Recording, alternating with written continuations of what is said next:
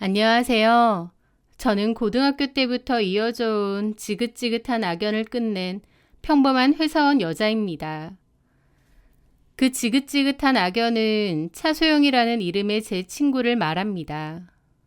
지금은 차소영이라는 이름만 들어도 치가 떨리고 지긋지긋한데요. 처음 소영이를 알게 되었을 때만 해도 저는 소영이가 너무 고맙고 심지어 꼭 은인같이 느껴지기도 했습니다.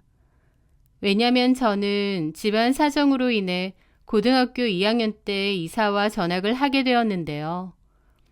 지역도 살던 곳에서 많이 떨어지고 학교도 달라지다 보니 너무 낯설고 적응하기 힘들었죠. 제가 성격이 좀 소심한 면도 있고 내성적이기도 하다 보니 전학 온 초반에는 친구를 잘 못 사귀었습니다. 그런 저에게 먼저 말을 걸어준 게 소영이었어요. 저한테 어디 사느냐, 원래 있던 학교는 어디였느냐, 전학은 왜 온 거냐 등등 이것저것 관심 있게 물어봐 주었는데 낯선 곳에서 적응도 못하던 저는 그런 소영이의 관심이 너무 고마웠습니다. 그렇게 저는 소영이와 이런저런 대화를 하다가 친해지게 되었고 그것을 계기로 다른 친구들하고도 잘 지내게 되면서 학교 적응을 하기 시작했어요. 학교에 조금 적응을 하고 나서 보니 알겠더라고요. 소영이는 원래 반에서 친한 친구가 별로 없는 애라는 것을요. 왕따라거나 그런 것까진 아닌데 그렇다고 친하게 잘 지내는 무리나 친구들도 없는 것 같았습니다. 그러니까 소영이도 외롭던 차에 마침 전학 온 저랑 친해지고 싶었던 것 같아요. 어찌됐든 제 입장에선 외롭고 낯설어하는 저에게 먼저 말 걸어주고 이것저것 알려준 친구다 보니 소영이에게 너무 고마웠고 계속 잘 지내고 싶었습니다. 사는 동네도 같았고요. 그런데 시간이 흐르니 다른 친구들이 저에게 소영이랑 왜 친하게 지내느냐고 묻더라고요. 미래야, 근데 너 소영이랑 친하잖아. 소영이랑 잘 맞아? 괜찮은데? 왜? 아니, 소영이 원래 너 전학 오기 전까진 반에서 좀 은따였거든. 은따? 은근히 따돌림 당했었다고? 소영이가 왜? 왜긴, 걔 성격 너무 이상하니까 그렇지. 소영이가 성격이 이상해? 나는 잘 모르겠는데. 네가 다 안 겪어봐서 그래. 걔 가만 보면 좀 너무 이기적이고 지밖에 모르지 않아? 말도 좀 기분 나쁘게 잘하고. 또 이간질도 잘한대. 그런 거 소문나서 친구 없는 거잖아. 소영이가? 저는 의외더라고요.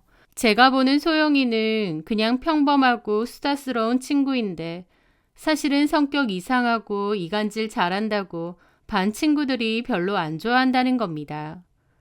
좀 의외긴 했지만 남들이 소영이에 대해서 안 좋게 말한다고 해서 저까지 소영이랑 친구 사이를 그만할 생각은 없었습니다. 저도 의리가 있지. 저 외로울 때 먼저 말 걸어주고 친해진 친구인데 주변에서 안 좋게 좀 말한다고 당장 멀어질 순 없는 거잖아요. 그래서 저는 여전히 소영이랑도 잘 지내고 다른 친구들하고도 잘 지냈는데요. 언젠가부터 다른 친구들이 저까지 좀 안 좋게 생각하는 것 같더라고요. 물론 그것도 나중에 알고 보니 소영이가 걔네들한테 제 뒷담과 이간질을 엄청 해서였지만요. 지금 생각해보면 소영이는 저를 이용해서 다른 친구들이랑 친해지고 싶어 했고 또 한편으론 제가 다른 친구들하고 너무 친해지는 것을 경계했던 것 같아요. 그래서 제가 하지도 않은 말을 전하고 이간질을 시키면서 다른 친구들과의 관계도 망치려고 했던 거죠. 물론 그때 당시에는 그걸 몰랐고 졸업하고 나서야 알게 되었지만요. 어쨌든 소영이의 이간질 때문에 저도 다른 친구들하고 사이가 좀 소원해졌고 결국 저는 소영이랑 가장 친한 친구로 고등학교 졸업을 하게 되었습니다. 그런데 대학을 들어갈 때 소영이가 저랑 같은 학교, 같은 과 지원을 하더라고요. 말은 저한테 우리는 꿈이 같다라고 하는데 제 기억에 소영이는 다른 과를 지원한다고 했었거든요. 그런데 갑자기 말을 바꿔서 저랑 같은 학교, 같은 전공을 지원한다고 하는 거였죠. 어쨌든 그렇게 같이 지원을 했는데 결론적으로 저는 붙었고 소영이는 떨어졌습니다. 소영이는 재수를 할 거라고 했고 저는 졸업 후 대학생이 되었어요. 소영이가 재수를 하는 동안에도 같은 동네다 보니 틈틈이 자주 봤는데 소영이는 저더러 나도 꼭 내년에 너랑 같은 학교 들어갈 거니까 좀만 기다려줘. 우리 같이 학교 다니자. 라고 했습니다. 그리고 정말 소영이는 다음에 저희 학교 같은 과로 들어왔어요. 소영이가 한 학년 늦게 들어왔기 때문에 제가 선배인 셈이었죠. 그렇긴 해도 친구다 보니 자주 어울렸고 제가 친하던 선후배들도 소영이에게 소개를 시켜주었습니다. 그래서 다 같이 잘 어울리게 되었죠.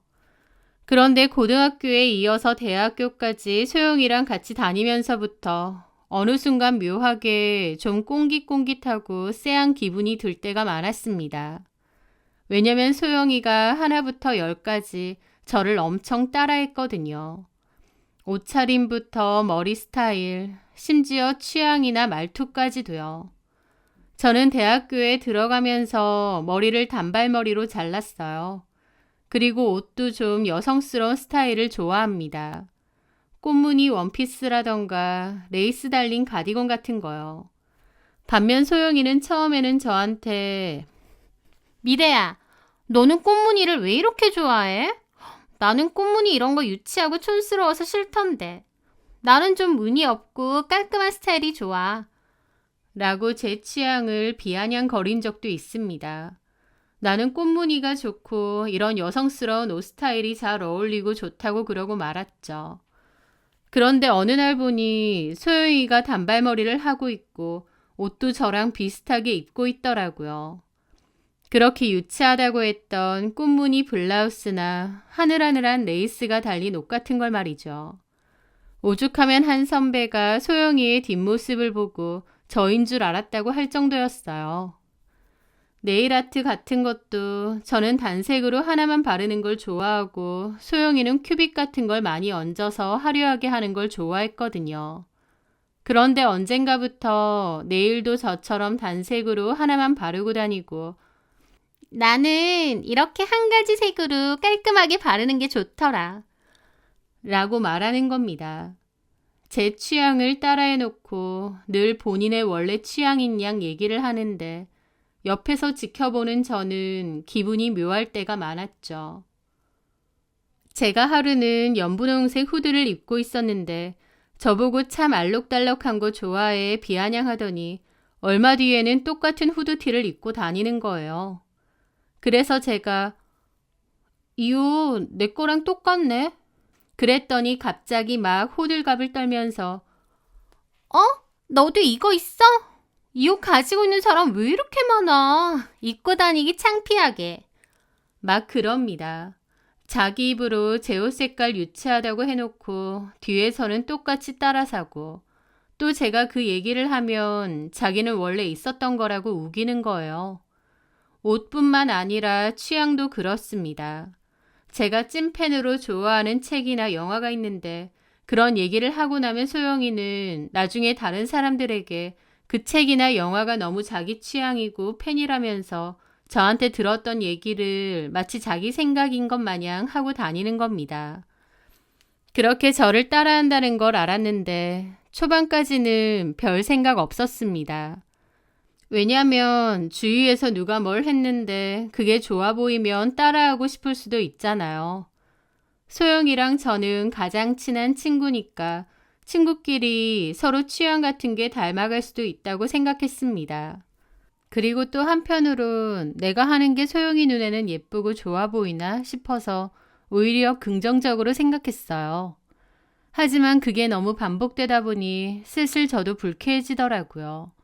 게다가 나중에는 오히려 마치 제가 자기 스타일을 뺏어한다는 식으로까지 얘기하니 너무 기분이 나빴습니다. 다른 사람들 있는 데서 일부러 저한테 미래야, 근데 너 방학 때 염색하고 온 거, 그거 내가 염색한 거 보고 예뻐서 따라한 거야? 내가 한 게 예뻐 보였어? 라고 하는 겁니다. 어처구니가 없었죠. 그 색깔로 염색도 제가 먼저 한 거였고 소영이가 보고 나중에 따라한 거거든요. 그런데 꼭 주변의 말은 제가 자기를 따라하는 것처럼 얘기하고 다니는 겁니다. 게다가 은근히 주변 사람들에게 제가 자기를 따라하는 것 같아서 스트레스 받는다고까지 얘기를 하고 다녔다는 거예요. 이게 참 별거 아닌 것 같아 보이면서도 당해보면 은근히 사람 미치게 만들더라고요. 제 모든 것을 작정이나 한 듯 다 따라하는 것도 황당한데 심지어 다른 사람한테는 제가 따라쟁이인 양 얘기를 하고 다닌다니까요. 저는 너무 기분 나빠서 참고 참다가 결국 소영이에게 말을 했었습니다. 옷이나 머리 스타일도 그렇고 취향 같은 것까지 왜 내가 하는 것을 다 따라하느냐고 물었죠. 그랬더니 소영이는 몹시 기분 나빠하면서 내가 뭘 너를 따라해? 너 말 웃기게 한다. 아니, 옷도 너는 원래 이런 스타일 유치해서 싫어한다고 했잖아. 근데 요즘 보면 나랑 너무 비슷한 스타일로 입어. 참나, 미래야. 네가 무슨 연예인이야? 유명한 셀럽이라도 돼? 내가 뭐 때문에 너를 따라하겠어. 옷을 네가 직접 만들어서 입고 다니는 것도 아니고 너도 결국 인터넷이나 백화점 가서 사는 거잖아. 그냥 기성품 사는 건데 그게 어떻게 너를 따라하는 거야? 그냥 있는 거 사는 것뿐인데. 너 그거 너무 자의식 과잉 아니니? 하는데 확 민망하더라고요. 한두 개 가지고 말하는 것도 아니고 여태까지 지켜보다가 말한 건데 저런 식으로 무언을 주듯 말하는 겁니다. 네가 뭐길래 내가 따라하겠냐는 식으로요. 저는 기가 막히더라고요. 내가 한두 번이면 말도 안 해. 지금 네 가방을 봐. 그 가방 안에 든 쿠션 팩트, 지갑까지 나랑 똑같아. 게다가 그 가방도 나랑 색깔만 다르지 디자인 비슷하고. 그러니까 소영이가 그러더라고요. 네가 이렇게 말하니까 나도 말인데 너야말로 왜 내가 하는 거 다 따라해? 그러는 겁니다. 뭐라고? 내가 언제 널 따라했어? 네가 지금 말하잖아. 화장품, 지갑. 야, 이거 다 내가 먼저 산 거잖아. 아닌데? 내가 먼저 샀는데? 그리고 다른 선후배들도 얘기해. 가만 보면 미래가 소영이 너무 따라한다고. 소영이가 하는 게 다 좋아 보이나 보다 그러던데? 나도 너한테 그만 좀 따라하라고 말할까 하다 안 한 거거든? 라는데 저는 기가 막히더라고요. 그러면서 한편으론 갑자기 소영이가 무섭기도 한 겁니다. 제 모든 것을 다 따라해놓고 오히려 저보고 왜 따라하느냐고 몰아붙이는 데다 자기가 먼저 했다면서 눈 하나 깜빡하지 않고 거짓말을 하는데 불쾌하다 못해 소영이가 무섭더라고요. 그리고 그제서야 알겠더라고요. 고등학교 때 친구들이 저에게 소영이랑 너무 친하게 지내지 말라고 소영이 성격 이상하다고 했던 말이요. 저는 소영이가 이상하게 느껴졌고 얘랑 이렇게 가까이 지내는 게 좋지 않겠다는 판단이 들었습니다. 하지만 학교도 같이 다니고 같이 엮여 있는 사람도 많았기에 따로 지내기에는 불편함이 많았어요. 학년은 달라도 교양 수업 같은 건 같이 듣는 수업도 많았고 같이 친한 선후배들도 많았고요. 그쯤 되니 소영이랑 멀어지고 싶어도 상황상 그게 좀 어렵겠더라고요. 그런데 마침 좋은 기회가 생겼습니다. 제가 영어를 많이 못해서 어학 공부도 해야 했는데 마침 아는 친척분의 소개로 좀 저렴하게 어학연수를 갔다 올 수 있게 된 거였어요. 저는 어학연수를 갔다 오기로 하고 그에 필요한 돈을 벌기 위해 학교 휴학을 하기로 했습니다. 반년 정도는 아르바이트를 하기로 했고 1년 동안 어학연수를 가기로 한 거죠. 마침 소영이랑 껄끄럽기도 했는데 가고 싶었던 어학연수의 기회가 생겼다 보니 부모님과 상의해서 바로 휴학을 했습니다. 그맘때 소영이랑 사이가 그닥 좋지는 않아서 휴학에 관해서 구체적으로 얘기는 안 했었어요. 그런데 제가 다음 학기 휴학을 했다는 걸 알게 된 소영이가 연락이 와서 왜 자기한테 말도 안 하고 휴학을 하느냐 어쩌냐 하더군요. 저는 소영이에게 정이 좀 떨어진 상태여서 그냥 그렇게 됐다고 그동안 잘 지내라고 하고 말았습니다. 그 후로 저는 어학연수비를 벌기 위해 반년 정도 아르바이트를 했는데 소영이가 자주 연락이 왔어요. 하지만 저는 이런저런 핑계를 대며 자연스럽게 거리를 두고 멀어지려 했습니다. 그렇게 저는 아르바이트를 끝낸 후 어학연수를 1년간 다녀왔어요. 가 있는 동안 여행도 많이 다니고 영어 공부도 열심히 했습니다. 그리고 반년은 다시 아르바이트를 해서 등록금 모으고 복학을 했습니다. 2년간 휴학을 한 셈이지만 저에게는 중요하고 뜻깊은 시간이었죠. 저는 3학년으로 돌아왔고 소영이는 그 사이에 졸업을 했습니다. 돌아오고 난 뒤 전처럼 가깝게는 안 지내고 이런저런 연락 정도는 주고받고 안부 정도 물으며 지냈죠. 저도 예전에는 소영이에 대해서 기분 나쁜 게 많았는데 2년이란 시간이 흐르기도 했고 또 떨어져서 지내다 보니 예전에 그 안 좋았던 마음들이 많이 희석되더라고요. 또 한편으론 나도 그때 너무 어렸구나. 옷 따라 입는 거 그게 뭐라고 나도 너무 예민하게 굴었나 보다 싶어서 지난날의 제 행동이 좀 민망하기도 했습니다. 그러면서 다시 소영이와 관계가 풀어지면서 연락을 종종 주고받고 한 번씩 다 같이 보기도 하는 사이가 됐죠. 저는 복학 후 열심히 공부를 했고 다행히 졸업 전에 지금의 회사로 조기 취업을 하게 되었습니다.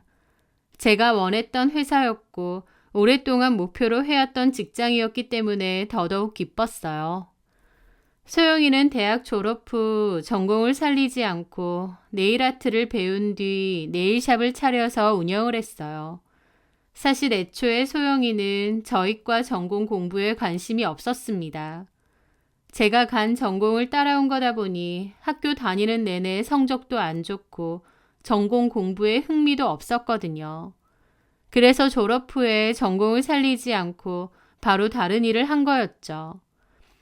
어쨌든 그렇게 저는 회사를 다니고 있었는데 어느 날 학교 선배가 저한테 남자 소개해 줄 테니 소개팅을 받아보라고 했습니다. 선배랑 어떻게 하는 사이인데요? 내가 와이프랑 자주 가는 단골 레스토랑 수셰프야. 외국에서 학교도 나오고 요리 쪽으로 능력 좋아.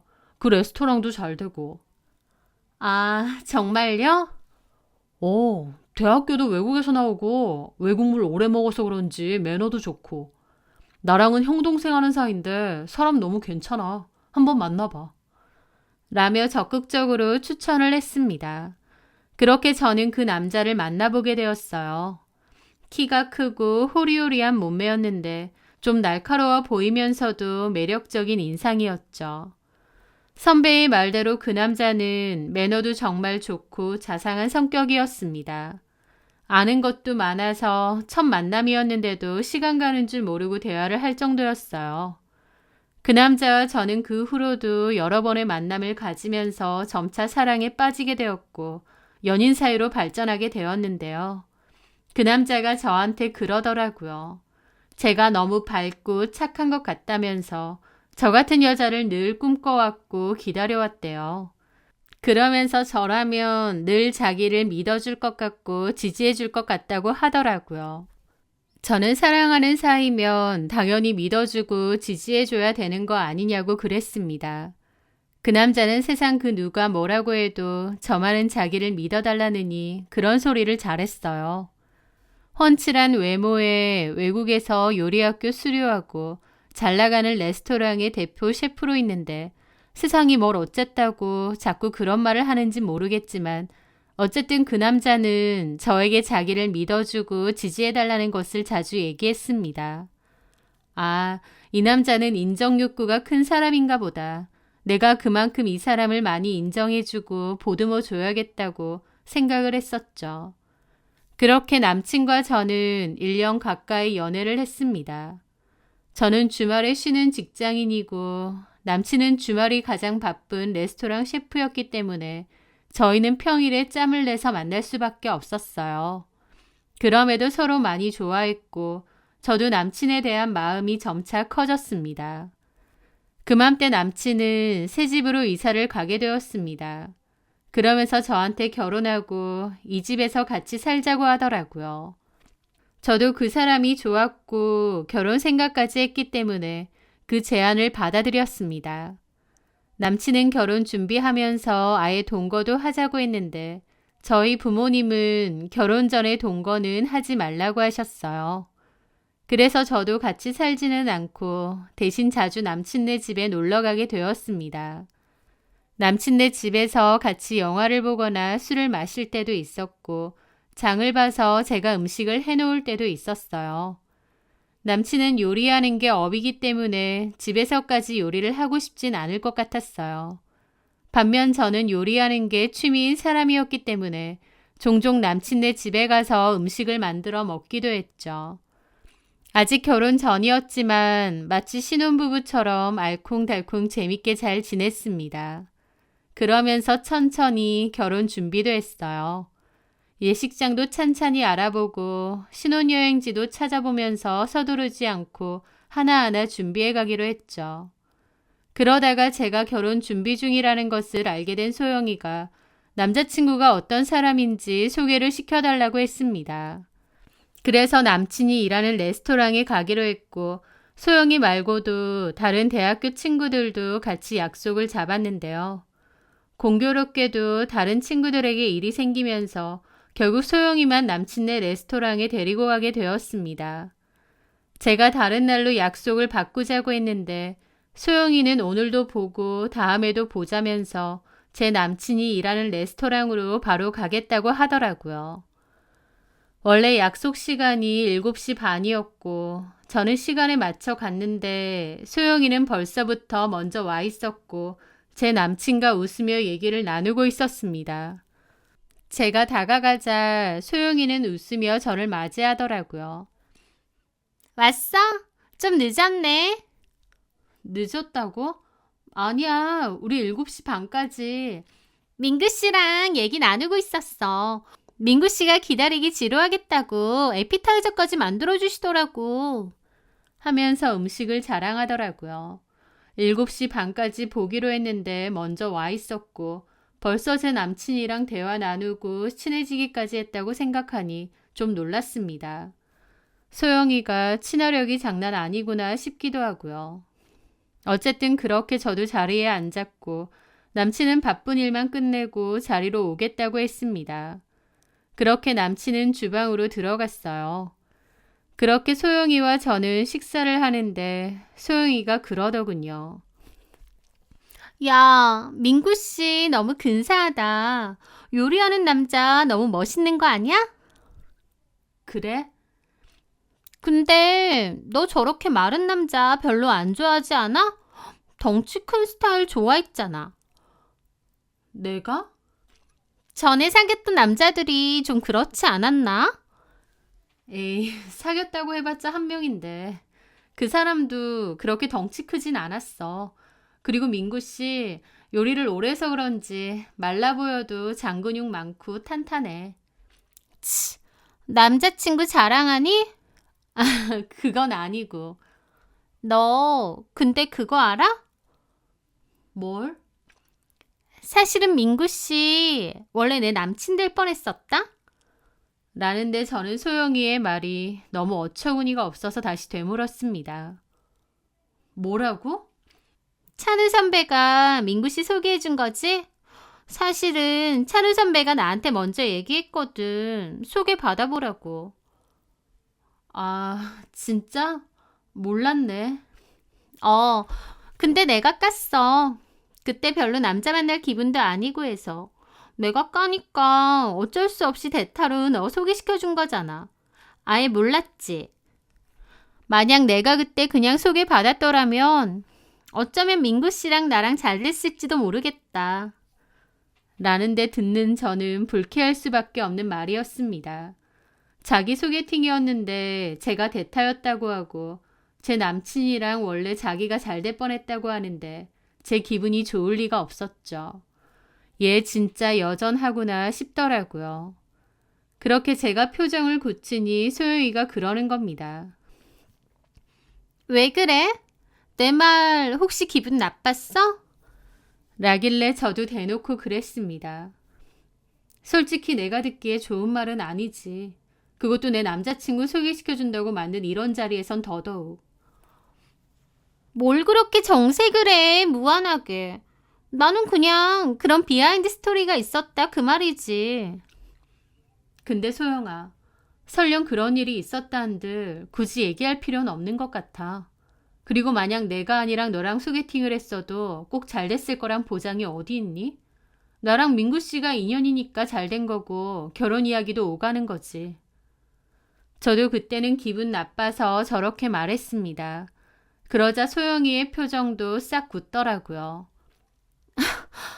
그야 그렇지. 너랑 민구 씨가 인연이니까 잘 된 거겠지. 근데 내 말은 원래는 나도 민구 씨랑 소개팅 할 뻔했다. 그냥 그것뿐이야. 또 사람 일 모르는 건데 어쩌면 소개팅 했었으면 잘 됐을 수도 있는 거고. 네 말대로 사람 일 모르는 거긴 한데 이런 데서 할 말은 아닌 것 같다. 내가 듣기엔 좀 그래. 저는 그냥 직설적으로 얘기를 했고 소영이도 당황하더라고요. 평소에 저 같으면 그랬을 수도 있겠네 하고 넘어갈 거라고 생각했겠지만 저도 엄청 공격적으로 받아쳤거든요. 왜냐면 그 순간 대학 다니는 내내 내 모든 걸 따라하고 도리어 자기가 먼저 했다고 우기던 그 모습들이 떠올랐고 저도 확 기분이 상했던 거죠. 하여튼 제가 쏘아붙이자 소영이도 표정이 좀 떨떠름해졌습니다. 그렇게 냉랭하게 음식을 먹고 있는데 남친이 바쁜 일은 끝내고 저희 옆에 잠시 앉더라고요. 그러자 소영이는 표정을 싹 바꾸고 음식 너무 맛있어요, 셰프님. 그러면서 애교 가득한 목소리로 말하는 겁니다. 그 말에 남친도 막 민망한 듯 웃더라고요. 맛있게 드셔주시니 감사하네요. 저는 음식은 잘 못하는데 음식 이렇게 잘하는 사람 보면 신기해요. 외국에서 요리학교 나오셨다면서요? 원래도 요리에 관심이 많으셨나 봐요? 예, 원래도 요리하는 거 좋아하고 좀 더 딥하게 배우고 싶다는 생각 많이 했었죠. 와, 그렇구나. 외국 어디에 계셨던 거예요? 하면서 일부러 작정이나 한 듯 몸까지 틀어서 제 남친에게 질문 폭탄을 하는 겁니다. 누드슨까지 지어가면서요. 저는 지켜보면서 유치하다 싶었고 괜히 소개해줬구나 싶기도 했습니다. 제가 소용이더러 너랑 소개팅 했었다고 해도 내 남친이랑 너랑 잘 되진 않았을 거다라고 하니까 일부러 저 보란 듯이 저러는 게 보였거든요. 저는 그냥 아무 말 안 하고 와인만 마셨고 남친은 제 눈치를 보며 그래도 소영이와 대화를 나누더라고요. 하여튼 그날의 만남은 그렇게 끝이 났습니다. 그날 남친이 저에게 왜 그렇게 기분이 안 좋은 상태로 있었느냐 물었죠. 저는 이러쿵저러쿵 얘기하는 것도 좀 유치해서 그냥 몸이 좀 피곤해서 그랬다. 오늘 고마웠다 정도로만 말하고 말았습니다. 근데 그 소영 씨라는 친구는 성격 엄청 밝더라. 네일샵 한다고 했나? 손님 많겠네. 워낙 싹싹해서. 참, 소영 씨가 자기 눈썹 시술도 한다던데 남자 눈썹 전문이라고. 그런 얘기까지 했어? 자기 화장실 갔을 때 내 눈썹 보면서 반영구 눈썹 시술 필요하면 자기한테 연락 주라고 명함 주던데. 명함까지? 참나. 그래서 받으러 가게? 제가 삐딱하게 나오자 남친도 어색하게 웃더라고요. 가지 말까? 아니, 마음대로 해. 들어보니까 실력 좋다고 하더라. 가서 받아보는 것도 나쁘지 않겠지. 저는 그냥 그러고 말았습니다. 솔직히 소영이가 하는 짓이 너무 얄밉기도 했지만 그렇다고 눈썹 하러 가지 마라. 그렇게 유치하게 굴고 싶지도 않더라고요. 다만 앞으로 더욱 거리를 두고 지내야겠다라는 생각은 있었습니다. 저도 소영이에게 이래저래 많이 쌓였던 거죠. 그렇게 얼마간의 시간이 흘렀을 때였습니다. 저는 퇴근 후 남친의 집에 가 있기로 했어요. 그렇게 남친 집으로 가 있었어요. TV를 보며 기다리다 보니 잠이 좀 오더라고요. 최근에 야근을 많이 했더니 피곤이 쌓인 것 같았죠. 남친은 1시간 정도 뒤에 올 거기 때문에 그 전에 베개 가지고 와 소파에서 한숨 자야겠다고 생각하면서 방으로 들어가 베개를 챙겼습니다. 그렇게 방에서 나오려는데 문득 제 눈길을 사로잡은 게 있었어요. 남친 방에는 서랍이 하나 있는데 우편물 하나가 들어가다 말고 반만 꽂힌 채로 서랍 문이 닫혀 있는 거예요. 저는 그 우편물을 서랍 안에 넣어주려고 무심코 서랍을 열었는데 그 우편물이 바닥으로 떨어졌습니다. 그런데 그 우편물을 집어든 저는 좀 놀랄 수밖에 없었습니다. 왜냐면 그 우편물은 법원에서 날아온 등기였거든요. 법원 등기가 왜 있지 생각하며 고심 끝에 그 내용물을 꺼내어 보게 되었습니다. 남친이 이미 뜯어봤기 때문에 안에 들어있는 종이를 꺼내서 바로 펼쳐본 거죠. 그런데 그 등기를 본 저는 갑자기 머리에서 발끝까지 소름이 쫙 돋는 겁니다. 그리고 너무 놀라고 손에 힘이 풀려 들고 있던 종이를 다시 떨어뜨리기까지 했죠. 심장이 정말 미친 듯이 뛰더라고요. 이게 뭐지? 이게 뭐지? 그 생각만 들고요. 저는 허겁지겁 다시 등기를 들어 찬찬히 읽어보았습니다. 그 등기에 적힌 단어 하나하나가 너무 충격이었죠. 저는 너무 혼란스러운 기분이 들었고 일단은 이 집에서 나가야겠다는 생각이 들었습니다. 그래서 그 등기를 서랍에 넣어두고 나가려다가 다시 돌아와 폰으로 등기 내용을 찍었어요. 혹시나 해서요. 그리고 가방을 챙겨 다급하게 남친 집을 빠져나왔습니다. 그렇게 집으로 돌아왔고 아까 찍어온 등기 내용을 보고 또 봤습니다. 다시 봐도 너무 충격이었고 믿을 수가 없었어요. 남친은 저에게 전화를 했어요. 집에 왔는데 제가 없으니 전화를 하는 것 같았죠. 하지만 저는 너무 혼란스러워서 전화를 받을 경황도 없었습니다. 그래서 전화도 톡도 다 무시했습니다. 눈앞이 컴컴하더라고요. 어떻게 이런 일이 다 있나 싶고요. 그 후로 그 등기에 대해서 개인적으로 좀 알아보고 난 뒤 남친과 헤어짐을 결심했습니다. 다만 등기를 받네 어쩌네 그런 얘기까진 안 해야겠다고 생각했어요. 그냥 조용히 헤어져야겠다고 마음먹었죠. 그러면서 그 사이에 남친 연락을 모조리 피했었습니다. 남친과 헤어질 결심은 했는데 문제없이 헤어질 방법을 고민했죠. 요즘 말로 안전이별을 해야겠다는 생각이 든 겁니다. 어떤 핑계를 대고 안전이별을 해야 할까 그 생각을 하며 저는 한동안 남친의 연락에 잠수를 탔습니다. 그런데 그 와중에 이걸 고맙다고 해야 할지 뭔지 모르겠는데요.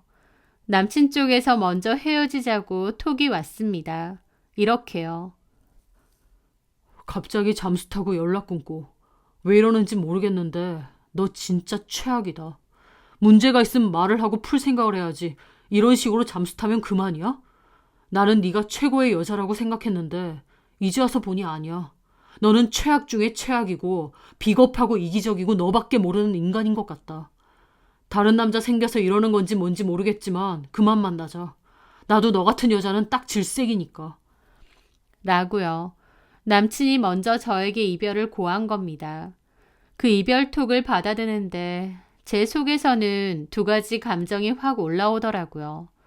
하나는 너무 다행이다. 어쨌든 이렇게라도 끝났구나였고 또 하나는 지 잘못은 생각도 안 하고 나만 원망하는구나 싶어서 기가 막히기도 했죠. 저는 그 톡에 알겠다고 답장을 하려다가 그것도 말았습니다. 그냥 계속 잠수를 타는 게 낫지 괜히 어설프게 답을 하면 더 대화가 길어질지도 모른다는 생각이 들었거든요. 그렇게 저는 결혼까지 생각했던 그 남자와 하루아침에 헤어지게 되었습니다. 그 일은 너무 충격이라 아무에게도 말도 못하고 가슴속에 품어두었죠. 그런데 그 일이 있고 한 달 정도 지났을 무렵이었습니다. 제 대학 친구가 저한테 황당한 소식을 전해주더라고요. 야, 미래야. 이게 어떻게 된 거야? 왜? 너랑 헤어졌다는 전 남친 말이야. 그 셰프 한다는. 어, 그 남자랑 소영이랑 결혼한다던데? 뭐라고? 저는 너무 황당해서 입이 떡 벌어지더라고요. 갑자기 제 전남친과 소영이가 결혼을 한다며 SNS에 반지 사진 올리고 웨딩 촬영 사진까지 올리고 결혼식 날짜까지 올려놨다는 겁니다. 저랑 헤어진 지 불과 한 달밖에 안 됐는데 말이에요. 그렇단 말인즉슨 그 전에도 전남친과 소영이가 연락을 주고 받았다는 거잖아요. 저랑 만나고 있을 때도요. 너무 기막힌 일이라 말도 안 나오더라고요. 친구들은 소영이가 네 남친을 뺏은 거냐고, 그래서 네 결혼이 엎어진 거냐고 물었습니다. 저는 그 이유 때문은 아닌데 시기를 보니 둘이서 바람핀 건 맞는 것 같다고 그랬죠. 어처구니가 없더라고요. 다른 친구들도 소영이 걔 미친 거 아니냐고 욕을 하더라고요. 그러면서 평소에도 소영이가 제 뒷담을 엄청 하고 다녔다고 그러는 겁니다. 제가 의도적으로 지를 따라했다면서 저보고 음흉하다고 하고 다녔대요. 그 얘기를 들은 친구들은 오히려 그 반대 아닌가? 소영이가 맨날 미래 따라오고 다니던데 싶었다는데 어쨌든 차소영은 그런 식으로 저를 욕하고 매도하고 다녔다고 했습니다. 그래도 지랑 저랑 친구라는 관계였는데 저한테 왜 이러나 싶을 정도로 못됐더군요. 하여튼 제 전남친과 차소영이 결혼을 앞두고 있다는 얘기를 전해 들었을 때 처음에는 너무 황당하고 기분도 나빴습니다. 하지만 그 감정이 가라앉고 나니 오히려 차소영이 불쌍하더라고요. 차소영은 제가 왜 전남친과 헤어졌는지 그 이유에 대해서 모를 테니까요. 그렇게 얼마 뒤였습니다. 저는 자주 가는 카페에 갔는데 공교롭게도 거기서 차소영을 만나게 되었습니다. 참고로 저는 그 카페의 민트라떼를 좋아했는데 차소영은 그것마저도 따라했거든요. 제가 그 카페를 좋아하니까 본인도 그 카페를 좋아한다면서 단골이라고 그러더라고요. 하다하다 좋아하는 카페와 커피 취향까지 다 따라하는 지독한 인간이었죠. 하여튼 저는 그 카페를 방문했다가 우연히 차소영을 본 겁니다. 얼굴만 봐도 기분이 확 잡치더라고요. 그렇게 쌩까고 커피 주문은 앉아있는데 제자리로 오는 겁니다. 그러더니 오랜만이다 하면서 말을 거는 겁니다. 그래서 제가 그랬죠. 말 걸지 말래? 우리 이제 그런 사이 아니잖아. 그랬습니다. 그랬더니 걔가 코웃음을 치더라고요. 왜 아닌데? 몰라서 물어? 그러면서 앉으라는 말도 안 했는데 제 앞에 앉더라고요. 그러면서 일부러 반지를 보여주듯이 커피를 마시는 겁니다. 내가 민구 씨랑 결혼한다는 얘기 들었나 보구나. 그래서 많이 속상했나 보네. 속상하다기보다 어처구니가 없지. 친구 남자친구 뺏어서 결혼이라니. 나 너한테 좀 물어보자. 너 왜 그렇게 하나부터 열까지 내 거 다 베끼고 따라하고 훔치고 싶어해? 예전에는 옷이며 화장품이며 음악 듣는 취향까지 따라하더니 이제는 남자까지 뺏고 싶디? 너 나한테 왜 그러는 거야 정말? 그 말에 차소영은 찔리기라도 한 듯 더 크게 웃더라고요. 미래야, 정신 좀 차려. 너 그거 도끼병이야. 네가 뭔데 내가 너를 따라하겠어? 그러니까 내 말이. 내가 뭐라고 나를 자꾸 따라하냐고. 너는 네 게 없니? 너도 네가 좋아하는 거 즐기는 거, 네 취향 그런 게 있을 거 아니야. 근데 왜 자꾸 나를 따라하다 못해. 이제는 남의 약혼남까지 뺏느냐고. 너 그거 정신병이야. 정신병? 어이가 없다. 야, 정신병은 너지. 내가 전에 말했지만 네가 무슨 엄청 예쁘고 잘난 연예인이야? 인플루언서 그런 거라도 돼? 내가 따라할 사람이 없어서 널 따라하겠니? 작작 좀 해라. 너만 빼고 다 알아. 다른 애들도 네가 나 따라한다는 거 다 알고 너 징글징글하대. 그리고 이제 하다하다 내 남친까지. 제 말에 소영이는 발끈하더군요. 누가 그래? 내가 너 따라한다고? 미친 거 아니야? 그리고 너 민구 씨랑 헤어졌잖아. 민구 씨 네 남친 아니야. 민구 씨 너 싫대. 네가 갑자기 잠수 타고 책임감도 없이 마음대로 사라졌다며. 네가 갑자기 잠수 타고 책임감도 없이 마음대로 사라졌다며. 너 최악이래. 네 얘기하면 치를 떨더라. 네가 그따위로 해놓고 왜 나한테 난리야. 너 그때 나한테 그랬지? 민구 씨랑 나랑 먼저 소개팅했어도 잘 안 됐을 거라고. 무슨 자신감이니? 민구 씨한테도 너보다는 내가 훨씬 매력적이라는데? 그리고 말이 나와서 말인데 민구 씨랑 너랑 헤어지자고 카톡 보냈다는데 너 왜 그거 답장도 안 해? 민구 씨한테 무슨 미련이라도 남았니? 그런 거라면 그만해. 민구 씨 너한테 미련 하나도 없고 오히려 너무 싫다고 하니까. 그러길래 저는 너무 가짜나서 웃음이 터졌습니다. 뭐가 웃기니? 너 많이 가져. 조민구 한 트럭으로 너 다 가져. 미련이라고?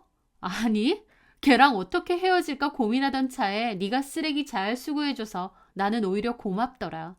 나 따라하고 내 취향 훔치던 네가 하다하다 내 남친까지 훔친 모양인데 잘 됐어. 조민구 데리고 가서 잘 살아봐. 결혼식도 꼭 하고. 내가 축의금은 못 보내지만 결혼식은 잘하라고 기도해줄게. 저는 콧방귀 끼고 제 커피를 들고는 자리에서 일어났습니다. 차소영은 제가 조민구라는 인간 쓰레기를 버린 건데 그런 쓰레기를 부랴부랴 주운 것도 모르고 자기가 그 쓰레기를 쟁취했다고 믿더라고요. 그렇게 계속 생각해라 싶었죠. 그렇게 시간이 흘렀고 그 둘은 예정대로 결혼도 했습니다. 주위 친구들은 저를 걱정했지만 저는 아무렇지도 않았어요. 그리고 반년도 안 돼서 그 소식을 들었습니다. 차소영이랑 조민구랑 벌써 이혼 얘기 오가는데 조민구가 이혼 안 해준다고 버티니까 차소영이 가게까지 닫고 집 나가서 야반도주 했다는 얘기를 말이죠. 그 얘기를 들었을 때 차소영도 그 사실을 다 알았나 보다 싶더라고요. 그 등기의 비밀을요. 제가 조민구 집에서 봤던 그 등기에 뭐라고 적혀 있었느냐면요. 바로 성폭력 범죄의 처벌 등에 관한 특례법 위반이라고 적혀 있었습니다. 제 구남친인 조민구는 과거에 성폭력으로 처벌을 받았던 무려 범죄 전과가 있는 성범죄자였던 거예요. 제가 그때 찍어온 등기 사진으로 추후에 알아보니 성범죄자들은 신상 정보를 관할 관청에 등록해야 되고 정보가 변경되면 변경 내용을 무조건 신고해야 된다고 하는데요. 그걸 제대로 이행하지 않아서 벌금이 나온 거였습니다. 게다가 알아보니 단순 성매매나 가벼운 통매운 같은 걸로는 신상정보 공개 명령까지는 잘 안 나온다고 하더라고요. 한마디로 제 구남친이었던 조민구는 꽤 심각한 수준의 성범죄를 저질렀던 성범죄자였던 것이죠. 서로 사랑하고 결혼까지 약속했던 건실한 약혼남이 사실은 중대한 범죄를 저지른 성범죄자였다니요. 그게 얼마나 충격적인 일인가요? 저는 그 사실을 알고 나서 바로 헤어짐을 생각했는데 동시에 이런 무서운 인간하고 무사히 헤어질 수 있을까 안전 이별까지 걱정해야 했던 겁니다. 저한테 해코지할 수도 있으니까요. 그런데 알고 보니 조민구는 차소영이랑 이미 바람을 피고 있던 관계였던 거죠. 아마 그 둘은 제가 차소영에게 조민구를 인사시켜줬을 때 그러면서 눈썹 시술을 받니 어쩌니 할 때부터 눈이 맞았던 것 같아요. 차소영은 저한테서 조민구를 뺏었다고 생각하겠지만 아니요. 제가 버린 쓰레기를 좋다고 가져간 거였습니다. 쓰레기도 보통 쓰레기가 아닌데 말이죠. 하여튼 둘은 결혼하고 반년도 안 돼서 이혼 얘기 오가고 그 사실이 조민구네 가게에까지 알려지면서 조민구도 일하던 레스토랑에서 쫓겨났다고 했습니다. 그러면서 차소영은 이혼 요구하는데 조민구가 이혼 못한다고 버티니까 결국 야반도주까지 했다고 하고요. 제 예상보다 빨리 알아차리고 도망갔구나 싶더라고요. 그 후로는 어떻게 됐는지 모르겠습니다. 저는 차소영하고도 완전히 인연을 끊었고 더 이상의 소식도 못 들었거든요. 고등학교 때 전화가서 낯설어하던 저에게 말을 걸어준 차소영. 그때의 그 고마움으로 인연을 이어갔는데 어쩌면 그때부터 차소영은 저를 이용했던 것 같기도 합니다. 저를 왜 따라하느냐고 거품 물고 난리쳤지만 이상하리만치 제 모든 것을 따라하고 훔치고 싶어 했던 차소영. 하다하다 제 인생까지 훔치고 싶어 했던 것 같은 소름 끼치는 인간이었죠. 더불어 성범죄자라는 엄청난 사실을 숨기고 결혼하려 했었던 조민구. 진짜 생각할수록 너무 소름 끼칩니다. 차소영은 제 것 따라하다가 제가 버린 쓰레기까지 잘 수거해줬고 덕분에 안전 이별했으니 이걸 고맙다고 해야 될지도 모르겠네요. 차소영과 조민구 생각만 해도 진짜 신물나는 악연들인 것 같고 살면서 다시는 그 어떤 일로도 마주하고 싶지 않네요. 저도 사람 보는 눈을 좀 더 키워야 될 것 같습니다. 제 사연 들어주셔서 감사합니다.